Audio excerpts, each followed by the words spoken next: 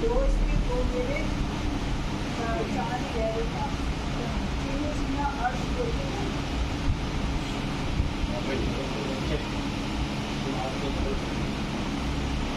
अर्थ मित्रों, इन दिनों में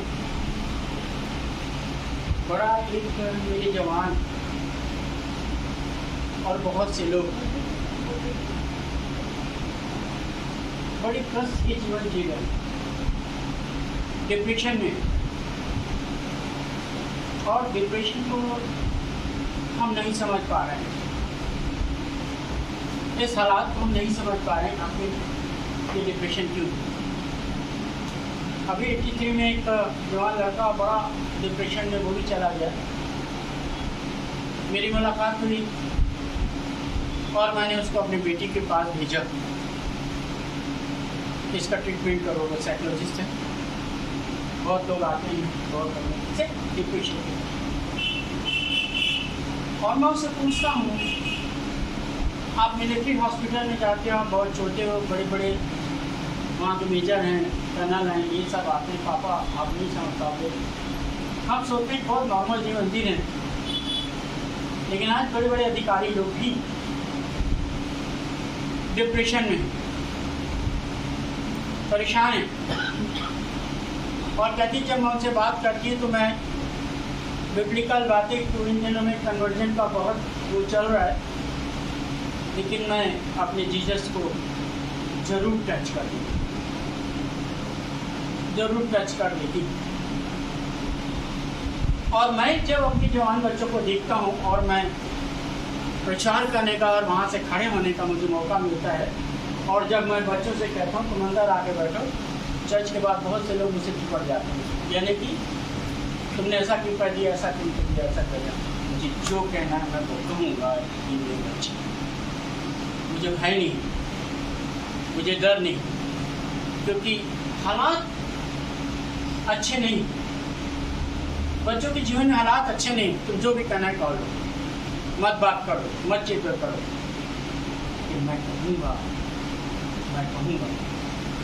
मैं बढ़ जा रहा था टंकी के पास, मिशन नटवार सामने कुछ बच्चे खड़े थे, और मैं जब दूर गया तो पता नहीं क्या क्या बातें कर रहे थे। तो मैंने कहा, मैंने सोचा मैं लौट के घर जरूर जाऊँ। जब मैं घर पहुंचा तो घर में बड़ा तनाव उस बच्चे की वजह से। आओ बैठो, मैं तुम्हारा पासवान हूँ, मैं तुम्हारा फादर भी हूँ। मेरी बात सुनो, मेरी बात सुनो। मैं दुआ करूँगा, मैं दुआ करूँगा तुम लोग के लिए। और मुझे ये समझ में आया, आज बच्चे जो डिप्रेस हो रहे हैं, ऐसे जीवन जी रहे हैं, तो मैंने फाइंड आउट किया कुछ पेरेंट्स ही करते हैं। या बच्चों को सही मार्ग दिशा नहीं दे पा रहे हैं, उनको इंकरेज नहीं कर रहे हैं प्रभु यीशु मसीह के साथ चलने के लिए, प्रभु यीशु मसीह के साथ रहने की। और एक वजह है, जब परमेश्वर ने सारी सृष्टि की रचना की, हम जानते हैं, बहुत खूबसूरत दुनिया को बनाया, बहुत खूबसूरत बनाया, बहुत खूबसूरत बनाया, बहुत खूबसूरत बनाया। परमेश्वर के मन में ख्याल आया, और वो जानता था, पहले से प्लान करके इस बात को चल रहा था, मुझे मनुष्य को भी बनाना है, मनुष्य को बनाना है और अपने हाथों से रखना है। और आपको मालूम है, आदम को बनाया बहुत खूबसूरती के साथ में, उसके नथनों में प्रभु ने जीवन का सांस फूंका, एक जीवित प्राणी बन गया। आदम को उसने देखा बड़े ही बारीकी से और सोचा ये अकेला नहीं रह पाएगा, और उसने हवा को परमेश्वर ने उसके लिए बनाया।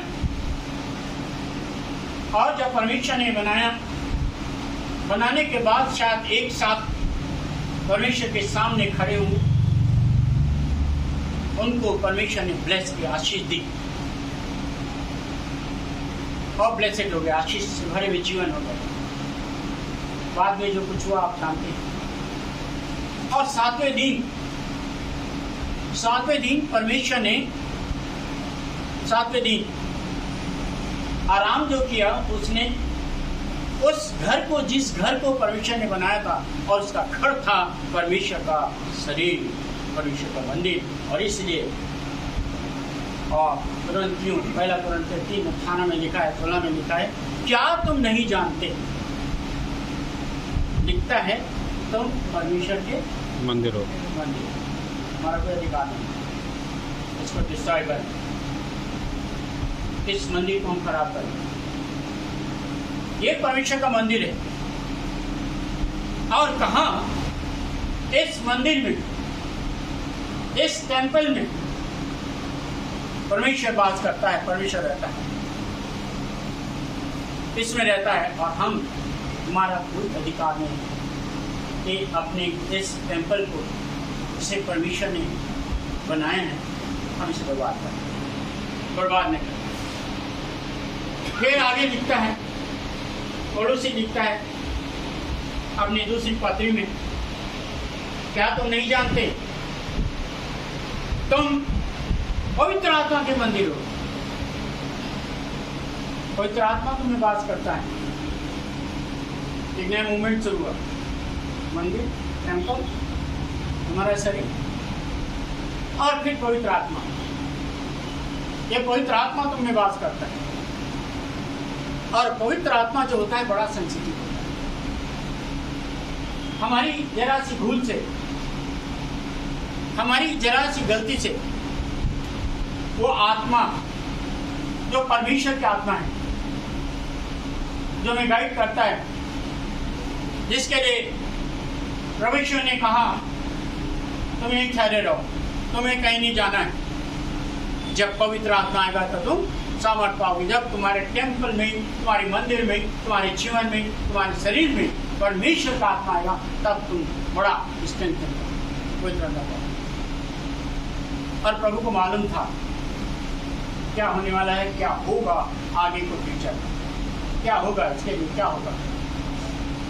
और उसने अंतिम दिनों में, ये अंतिम दिनों में जैसे जब प्रभु जाने वाले थे, अपने आप को दूसरे रूप में प्रकट किया।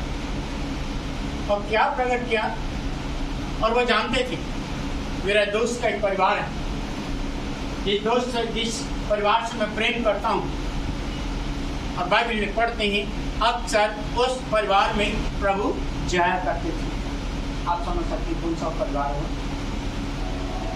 बातचीत होती थी, बड़े अच्छे फेलोशिप होती थी। और उस परिवार में सिर्फ 3 लोग थे, मार्था, मरियम और लाजर। बड़ा प्रेम था। बाइबल में लिखा हुआ है यूहन्ना 11 में, परमेश्वर उस घर से, उस परिवार से, और लाजर से, मरियम से और मार्था से बड़ा प्रेम रखते थे, बड़ा ही उस परिवार से लगाव था। ऐसे समय में लाजर की मृत्यु हो गई, लाजर की मृत्यु हो गई। लाजर प्रभु एक पास के गांव में थे, 3 किलोमीटर के पास, 3 किलोमीटर, 3 मील को थोड़ा सा और हम आगे बढ़ा दें तो हम 4 किलोमीटर जैसा, 4 किलोमीटर के दूर में प्रभु एक गांव में थे। पता लग गया इस परिवार में घटना घट गई है। शायद लाजर छोटा था, जवान होगा, हर्ष की तरह चला गया। और हमें मालूम है, हमने परसों ही देखा परिवार के लोगों को, आप लोगों को देखा, मैंने देखा, सबको देखा, एक मातम में बदल जाता है, एक शोक में बदल जाता है, एक में बदल जाता है, बिल्कुल वो वातावरण बिल्कुल चेंज हो जाता है। ऐसे वातावरण में बाद में प्रभु ने अपने शिष्यों से कहा, आओ आओ हम लाजर के घर चलें, क्योंकि लाजर सो गया है। पता क्या क्वेश्चन किया मुझे आप लोगों ने? प्रभु आप कह रहे हैं सच है, वो सो गया है, इस खर्च की तरह सो गया है। तो प्रभु ने क्या सब बोला, मैं उसे जगाने जा रहा हूँ। यार ध्यान, चलो हम उसे जगाने चले। किसी की समझ में नहीं आ रहा था क्या बात है, जब वो सो गया है तो जाग जाएगा। 1 घंटा 2 घंटा 3 घंटा कितना सो लेगा, कितना सो लेगा? अगर सोया है वो जाग जाएगा। बोले नहीं, हमें चलना है। और प्रभु यीशु मसीह अपने शिष्यों को लेके चल दिए बेतनिया की तरफ, जहाँ राजा का घर। और उन दोनों बहनों को ये मालूम था मार्ग यही है, उस इधर आने का, हमारे तरफ आने का रास्ता यही है। इसी रास्ते से प्रभु आते हैं, लेकिन सब कुछ जानते थे वो रास्ता यही है। प्रभु इसी रास्ते से आएंगे, इस दरवाजे से आएंगे। यही है मेन दरवाजा, इसमें दरवाजे से आएंगे। यीशु आएंगे और जाके एक स्थान पे वो खड़े हो गए।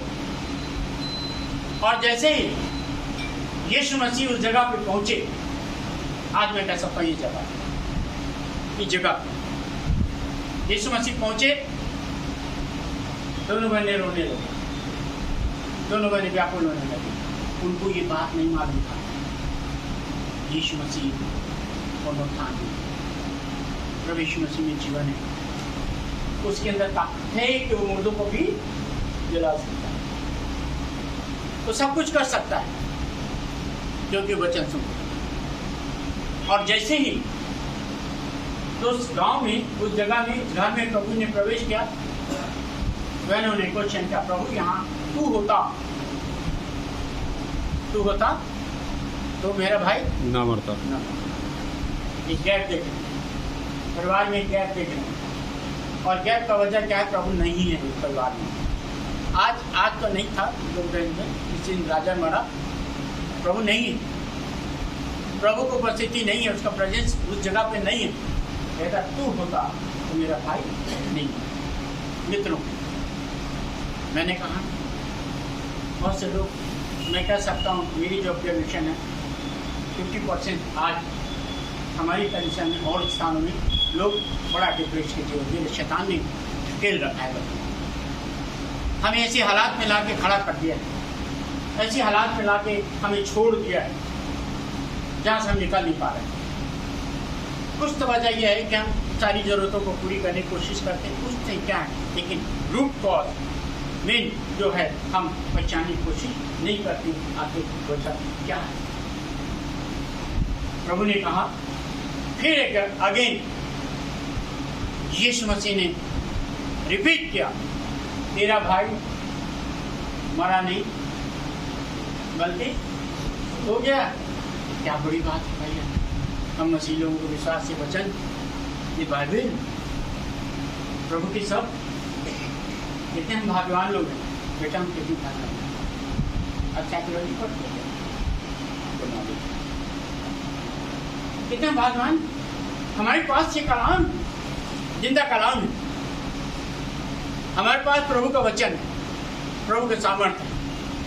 प्रभु ने कहा तेरा भाई सो गया, जी उठेगा।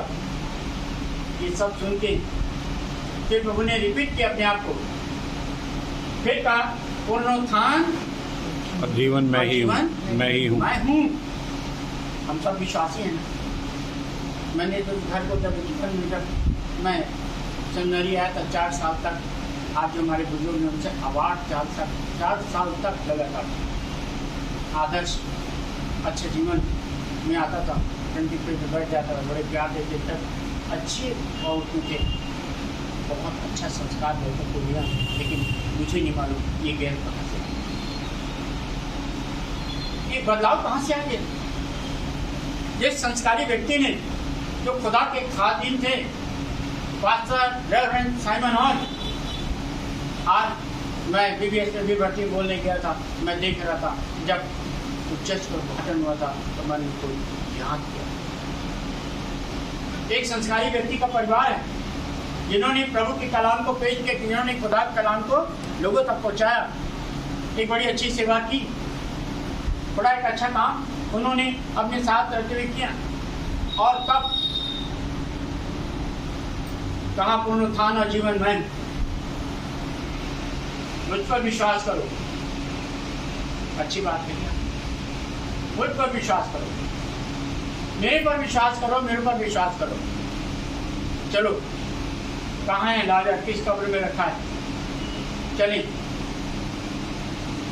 और प्रभु यीशु मसीह उस स्थान पे पहुंचे जहां लाजर को दफना किया गया था, रख दिया गया। यीशु ने वहां जाके क्या करा? क्या करा? रोया, दुख मनाया? नहीं। वहां पर प्रभु यीशु मसीह लाजर की खबर में खड़े होकर कहा, प्रभु मैं तेरा धन्यवाद देता हूं कि तूने मेरी प्रार्थना सुन ली। वहां तो प्रार्थना नहीं की प्रभु ने, उस स्थान में प्रार्थना नहीं की, उस जगह पे प्रार्थना नहीं की, लेकिन सिर्फ हाथ उठा के ऊपर कहा, पिता मैं तेरा धन्यवाद देता हूं कि तूने मेरी प्रार्थना सुन ली। अपने आप को प्रभु ने पुनरुत्थान के लिए प्रकट कर दिया। अपने प्रभु ने पुनर्जीवन के लिए अपने आप को प्रकट कर दिया और पिता को धन्यवाद दिया। धन्यवाद दिया उस लाजर की कब्र में, जब प्रभु ने हाथ उठा के लोगों के सामने कहा होगा, प्रभु मैं तेरा धन्यवाद देता हूँ, तो शायद मेरे जैसे कमजोर व्यक्ति ये कहेगा, प्रभु तो मर गया, तू धन्यवाद दे रहा है, धन्यवाद दे रहा है। और जैसे ही धन्यवाद दिया, मेरे मित्रों, मृत्यु भी एक धन्यवाद करते। अब मुझे नहीं मालूम किस हालात, अब किस परेशानी में इस दुनिया से गया है, इस दुनिया से चला गया है। अब सब प्रभु के हाथ में, हमारे हाथ में कुछ नहीं, आपके हाथ में कुछ नहीं, अब सिर्फ प्रभु के हाथ में। और प्रभु ने कहा, लाजर बाहर आ जा। बड़ी भीड़ थी, लोगों ने देखा, अरे लाजर जिंदा हो गया। ये सच्ची घटना, आनंद मनाया। और शायद प्रभु लाजर के घर में दोबारा गया होगा, लाजर के घर में गया होगा। मेरे मित्रों, अनेकों स्थान में हम इस बात को पढ़ते हैं। और उसके बाद जब प्रभु का समय धीरे धीरे निकट आ रहा था, 3.5 साल की सेवा में, 3.5 साल की सेवा में प्रभु यीशु मसीह 33 साल तक वो रहे। मैं कहता हूं, आदम ने अपना बचपना नहीं देखा और यीशु मसीह ने अपनी जवानी नहीं देखी। आदम को तो बड़ा बनाया था ना, उसने बचपना कहाँ देखा? समझ रहे मेरी बात को? आदम ने अपना बचपना नहीं देखा और यीशु मसीह ने अपनी जवानी नहीं देखी। और दोनों के साथ ऐसा हुआ, दोनों के साथ। और तब कहा, इसे तो मुझे समझाना पड़ेगा लोगों को, क्योंकि मेरे पिता ने बड़े प्यार से रचा है, मेरे पिता ने बड़े प्यार से सबको बनाया है। ये पिता की रचना है और बहुत खूबसूरत रचना है। शिष्य को बुलाया 14 अध्याय में, यूहन्ना 14 अध्याय में, आओ भाई तुम्हें कुछ संदेश देना चाहता हूँ, जैसे मैं प्रचार कर रहा हूँ, तीनों आपके इसे लिख कर आओ भाई, हम कुछ कहना चाहते हैं। शिष्य सोचे क्या कहना चाह रहे प्रभु आप? प्रभु ने क्या कहा, तुम्हारा मन व्याकुल ना हो, व्याकुल मत होना, परेशान मत होना, परेशान मत होना। प्रभु ने संदेश दिया, चिंता मत करना, दुखी मत होना, परेशान मत होना। अब उनके समझ में क्या है? पूर्ण रूप से अपने आप को प्रभु ने नहीं खोला था, पुनरुत्थान खुल चुका था, पुनरुत्थान खुल चुका था। आप उन्हें जब खुल चुका था, उनने कहा तुम्हारा मन न घबराए, विश्वास करते ना पिता पे। पिता को बड़ा विश्वास था, परमेश्वर विश्वास था। उस समय लोग सिर्फ जब परमेश्वर और पिता को जानते थे, कुछ कर रहा। मैं आपसे कहना चाहता हूँ, आप उनकी मम्मी है ना, आप मेरी बहन। प्रभु कहता है, मुझ पर विश्वास रखो। प्रभु यीशु ने कहा, मुझ पर विश्वास रखो, मुझ पर रखो। और आप इस बात को जब भी आप अकेले बैठती तो प्रभु से कहिए, प्रभु अगर मेरी कोई गलती है तो मुझे माफ कर, मेरा बेटा तो तेरे पास में सुरक्षित स्थान में अच्छी जगह पे। उसने कहा तुम परेशान मत हो, चिंता मत करो, दुख मत करो। और फिर क्या रिपीट करा, मैं जाता हूँ ताकि तुम्हारे लिए एक स्थान मिले। क्या बात है, हम तो स्वर्गीय लोग हैं भाई, हमारा पिता स्वर्गीय, हमारा प्रभु स्वर्गीय, हम तो स्वर्गीय लोग के रहने वाले हैं। हमारा परमानेंट कोई जगह है, हमारा परमानेंट कोई स्थान है जहाँ हम सबको जाना है, हम सबको जाना है। और मैं जाता हूँ ताकि मैं तुम्हारे लिए जगह बनाऊँ, कहाँ रहोगे। स्तिफनुस जब यंग एज में चला गया, स्तिफनुस प्रभु का एक शिष्य था, लोगों ने पत्थरवाह कर दिया, मालूम है ना स्तिफनुस के बारे में, प्रेरितों के काम में लिखा है। और जब स्तिफनुस को पत्थरवाह किया जा रहा था, बाइबल कहती है प्रेरितों के काम में, उसने कहा, प्रभु मेरी आत्मा को स्वीकार कर, इन्हें माफ कर। आसमान खुल गया। परमेश्वर ने निर्देश दिया अपने फरिश्तों को, देखो एक मेरा दास स्वर्ग में आ रहा है, आओ हम सब खड़े हो जाएं। बाइबल कहती है, मैं नहीं कह रहा हूं, आओ हम उसका वेलकम करें, आओ हम उसका स्वागत करें। एक मेरा बंदा मेरे पास आ रहा है। बाइबल कहती है आसमान खुल गया, फरिश्ते खड़े हो गए उसको रिसीव करने के लिए, उसके आत्मा को रिसीव करने के लिए। और उस समय ये जो शाऊल था, पौलुस, उसका भी हाथ था पत्थरवाह करने में, और बेचारा मर गया, लेकिन उसने ऊपर उठाया और कहा, खुदा मेरी आत्मा। आसमान खुल गया, सारे फरिश्ते खड़े हो गए, सारे स्वर्गदूत खड़े हो गए, परमेश्वर खड़ा हो गया और बड़े प्यार से उसकी आत्मा को स्वर्गदूतों ने, मेरा प्रभु ने, मेरे ईश्वर ने और मेरे पिता ने बड़ा उसने, क्योंकि वो बड़ा निर्दोष और चला गया। यीशु मसीह ने उसको ले लिया। मेरे बेटे, हम मसीह लोग, प्रभु ने, ईश्वर ने कहा, मत घबराओ, मैं तुम्हारे लिए एक निश्चित स्थान, एक स्थित जगह मैं तैयार करने के लिए चाह रहा हूँ। जहाँ मैं रहूँगा तुम रहोगे, जहाँ मैं रहूँगा वहाँ तुम रहोगे। आज की इस प्रार्थना सभा में, आज की इस कदर वर्षिप मैं सिर्फ इतना कहना चाहता हूँ, आप जरूर दुखी होंगे, जरूर हम इसकी वजह से परेशान हैं, लेकिन खुदा आने वाले भविष्य को देख रहा है, इस आने वाला भविष्य का हम सब ने पेपर में पढ़ा, उसका नोट्स में भी पढ़ा, या नोट्स जो उसको दिया उसके बारे में सुना। पता नहीं उसका भविष्य कैसा होगा, पता नहीं उसका फ्यूचर कैसा होगा। मेरा यहाँ कहना है जो बागवान, मेरा सोच है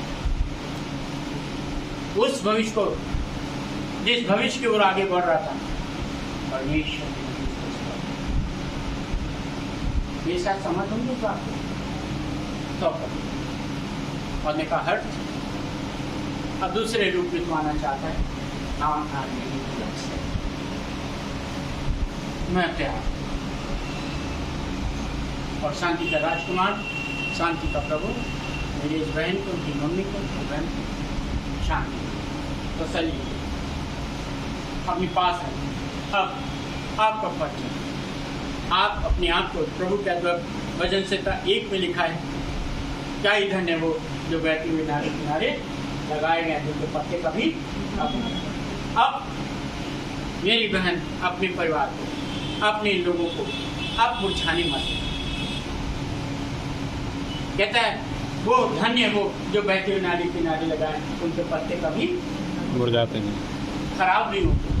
आपके घर के जितने बच्चे हैं, आपके बच्चे हैं, आपकी बेटी हैं, मेरी दुआ है खुदा इन प्यारे पत्तों को, इनका उसको कभी मुरझाने मत। तो जब बहती हुई नाली किनारे जब हम रोपे जाते हैं, वो बहती नाली, वो पानी मेरा परमेश्वर, आप फलेंगे, फूलेंगे, बढ़ेंगे।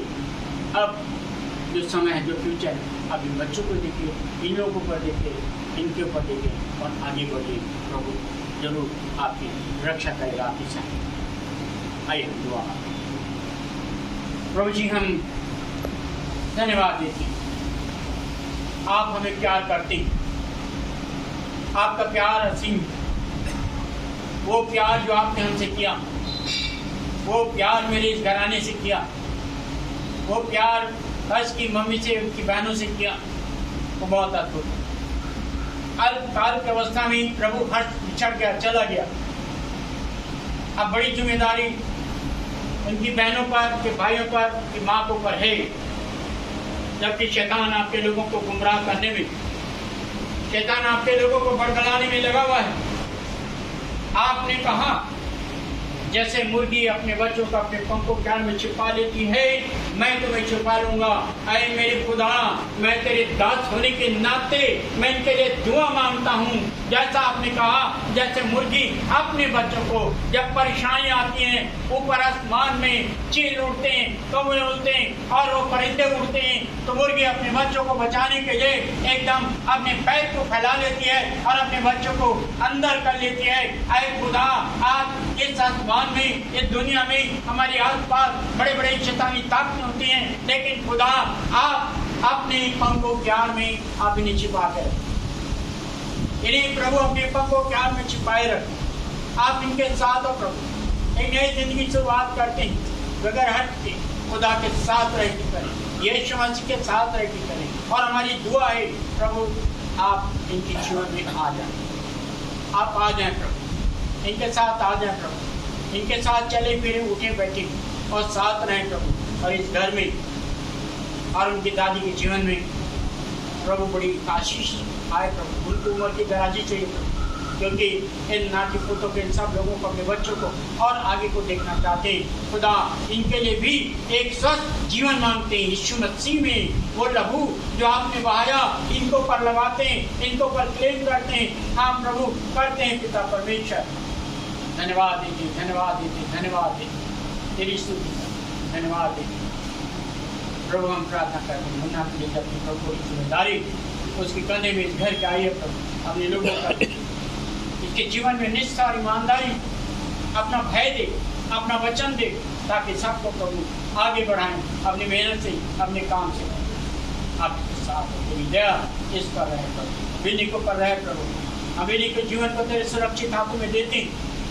उसके अंदर के सारी कमजोरी इस शाम के वक्त, जो कि प्रभु उसके बेटे की मेमोरियल वर्शिप कर रहे हैं प्रभु जी, हम उस क्रूस के नीचे जहाँ बिन्नी के लिए आपने अपना लहू बहाया, जिस पापा ने सेवा की, जिसने प्रभु बड़े प्रभु एक बड़े दान देने वाले व्यक्ति, एक बड़े सैक्रिफाइस करने वाला व्यक्ति, उनका बेटा बिन्नी को हम तेरे उस क्रूस के नीचे जहाँ तूने इसके लिए अपना रक्त बहाया, लहू बहाया, हम इसे धोते, हम इसे प्रभु तेरे नजदीक में लाते। इसे प्रभु आपकी जरूरत तो दया दया कर, दया कर, दया कर, दया कर, दया कर प्रभु। इसको हम इनकी मम्मी के लिए दुआ करते हैं। खुदा शांति के राजकुमार, इन्हें शांति, उनके साथ सब मेरे अजीज जो बैठे, मेरे लोग बैठे हैं, हमें भी शांति दे। हम विश्वासियों का परिवार हैं, झुंड है, समूह, दया सब कुछ पिता आपकी सुरक्षित हाथों में घर परिवार को यीशु मसीह के नाम से आमीन।